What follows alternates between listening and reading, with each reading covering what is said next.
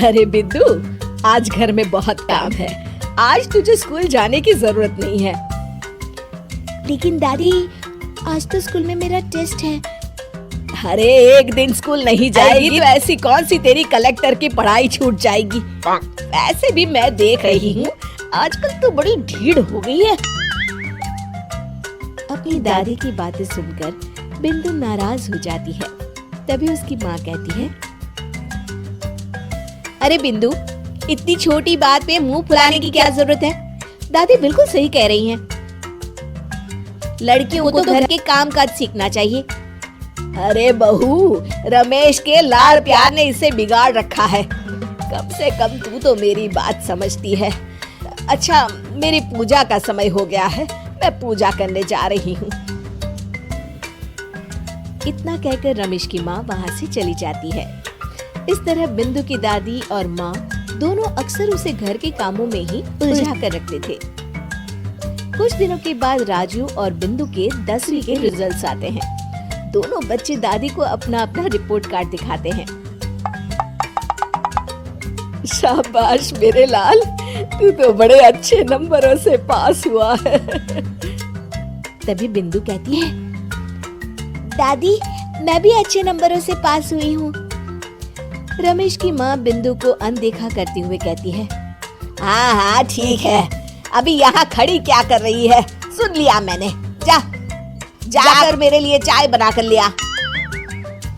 बिंदु उदास होकर चाय बनाने किचन में चली जाती है। तभी राजू कहता है, दादी मैं क्रिकेट के कोचिंग सेंटर में एडमिशन लेना चाहता हूँ। अरे वाह राजू बेटा, ये तो तूने बड़ी अच्छी बात कही। तू कल ही अपना एडमिशन करा ले, जितनी भी फीस होगी मैं दे दूंगी। अरे एक दिन मेरा पोता विराट कोहली बनेगा।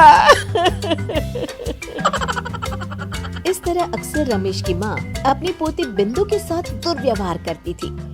कुछ दिनों के बाद रमेश की माँ और उसकी पत्नी दोनों सास बहू मिलकर राजू का एडमिशन अच्छे स्कूल में करवा देते हैं, लेकिन बिंदु का एडमिशन नहीं करवाते। इस बात से नाराज होकर बिंदु अपनी दादी से कहती है, लेकिन दादी मुझे भी आगे की पढ़ाई करनी है। अरे क्या करेगी आगे की पढ़ाई लिखाई करके हैं? आज से ये पढ़ाई का भूत अपने दिमाग से उतार दे। इतना कहकर रमेश की माँ वहाँ से चली जाती है। उस दिन के बाद से बिंदु की पढ़ाई हमेशा के लिए छूट जाती है और उसकी दादी उससे घर के सारे काम करवाना शुरू कर देती है। इस तरह उसका सारा दिन घर के कामों में ही बीत जाता था। कुछ दिन बीत जाते हैं और एक दिन रमेश छुट्टियों पर घर आता है। बिंदु को घर के काम करते हुए देख उससे कहता है, अरे बिंदु बेटा, तुम स्कूल नहीं गई? पिताजी, दादी ने मेरा एडमिशन कराने से मना कर दिया है। वे कहती है घर पे रहकर घर के काम करना सीख। अपनी माँ का ये बर्ताव देख रमेश को बहुत गुस्सा आता है और वो अपनी माँ से कहता है, माँ ये तुमने क्या किया? आगे की पढ़ाई के लिए स्कूल में बिंदु का एडमिशन क्यों नहीं करवाया?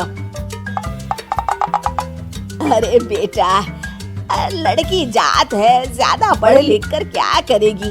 वैसे भी शादी के बाद तो इसे घर के ही काम करने हैं ना। तुम किस जमाने में जी रही हो माँ? अगर कल्पना चावला के घर वाले भी तुम्हारी सोच के होते तो क्या वो पूरी दुनिया में हिंदुस्तान का नाम रोशन कर पाती?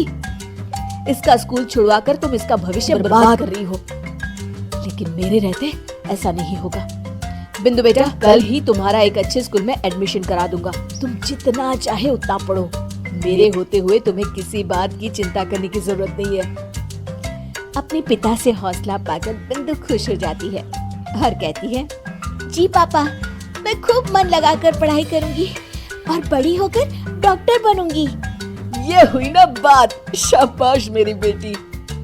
शिक्षा, लड़का हो या लड़की, हमें दोनों को आगे बढ़ने का मौका देना चाहिए।